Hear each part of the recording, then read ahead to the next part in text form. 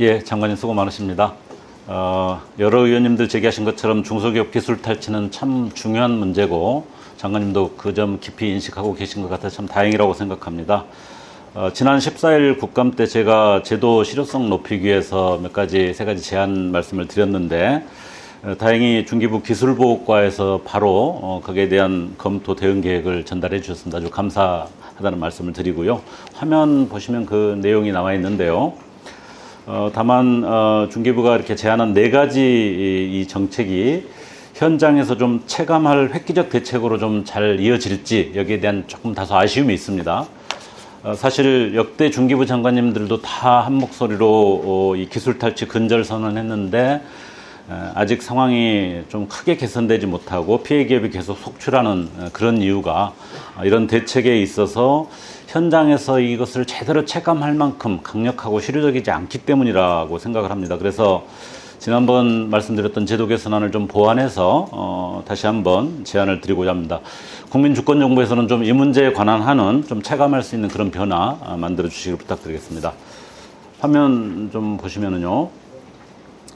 저는 이제는 기술 탈취다 걸리면 망한다 이런 정도의 인식이 확실히 들 정도로 제도의 어떤 강도, 실효성 이걸 좀 강화해야 된다고 생각합니다. 첫 번째로는 불성실 조정에 대한 대응인데요. 무응답이라든지 정당한 사유 없는 거부 이런 불성실 조정 행위를 좀 명확하게 정의할 필요가 있고요. 이것을 특히 조달이나 R&D 또 정책금융 수출 지원 또 동반성장 지수와 같은 것과 연동을 해서 제재 패키지 도입이 필요하다고 생각합니다. 이 불성실 조정 행위를 좀 유형을 점수화해 가지고 일정 점수 이상 기업에 대해서는 감점이나 아예 배제하는 강력한 조치가 작동하도록 하는 것 이런 게 좀 실효성을 높이는 방안이라고 생각을 하고요. 두 번째는 이 조정안의 사법적 활용성을 강화하자는 건데요. 조정이 결렬되면 민사로 이어지지 않겠습니까? 그렇게 되면은 법원에서 이제 뭔가 판단의 근거가 필요할 텐데 이 조정안이 사법 판단의 기초 자료로 잘 활용될 수 있도록 하는 것도 굉장히 중요하다고 생각을 합니다. 세 번째로는 중소기업이 가장 어려워하는 부분이 이제 이 비밀 관리성 또는 또 실제로 그 기술 탈취했다라고 하면서 입증하는 이 문턱이 상당히 높은 점인데요. 이걸 좀 낮춰줄 필요가 있을 것 같습니다. 중기부 소관 법률인 중소기업 기술보호법 또 상생협력법을 개정을 해서 상대적 약자인 중소기업의 기술 탈취 입증 문턱 이걸 낮춰주는데 특히 인적, 물적 부족을 이유로 영업 비밀 관리 체계를 갖추지 못한 중소기업 정보에 대해서 비밀 관리성이 없다 이렇게 판단하는 경우가 많습니다. 그래서 이 점과 관련해서 좀 더 개선하고 보완할 필요가 아주 중요하게 있다고 생각합니다. 마지막으로 특히 강조하고 싶은 것은 손해배상액의 실질화가 아주 시급하다고 생각합니다. 미국에서는 뭐 잘 아시겠지만 손해배상액이 막 수천만 달러씩 나오는 사건도 많은데 우리는 그런 그 손해배상액이 너무 낮습니다. 기술 뺏으면 큰 비용 치른다 이런 인식이 제대로 자리 잡히지 않으면 계속 반복될 수 있다고 생각하는데 그런 점에서 이 배상액의 실효성을 높여야 됩니다. 근데 중기부가 조사한 것에 따르면은 기술 침해 손해배상 소송에서 법원이 인정한 평균 손해액이 약 1억 4천만 원 정도에 머물고 있다고 합니다.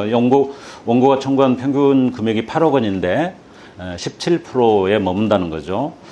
대표적인 예로 소프트웨어 개발업체인 썰콤 인포컴스 사례를 혹시 아실지 모르겠습니다. 8년간 4번의 민사소송, 또 3번의 형사소송 했는데 최종적으로 재판부가 썰콤 측의 손해배상금으로 결정한 것은 불과 2천만 원입니다. 뭐 힘들게 얻은 승리지만 돌아오는 것이 상처뿐이다 이런 결과이기 때문에 피해 기업들은 눈물을 흘릴 수밖에 없는데요.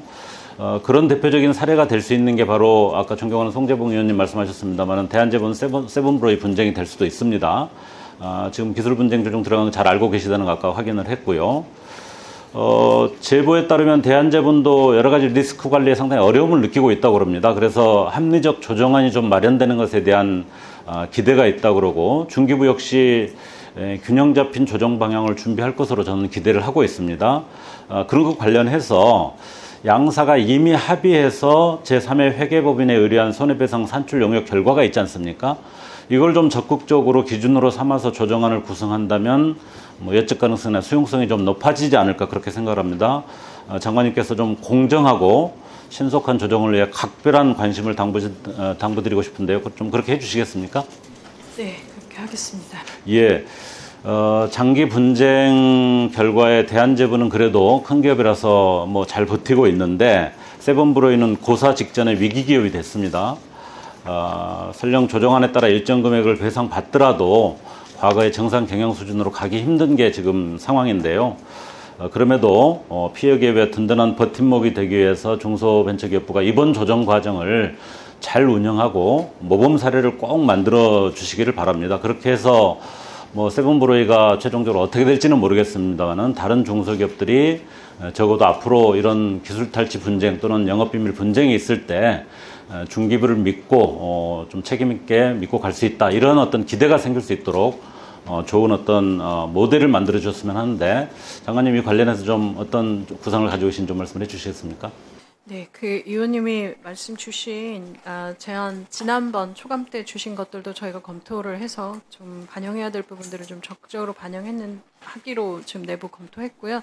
지금 주신 내용들도 저는 적극적으로 검토돼야 된다고 생각합니다. 그리고 세븐브로이 관련해서는 아까 저기도 말씀드린 것처럼 좀 지금 현재 조사 중인 내용들 적극적으로 좀 살펴보고 대응하겠습니다.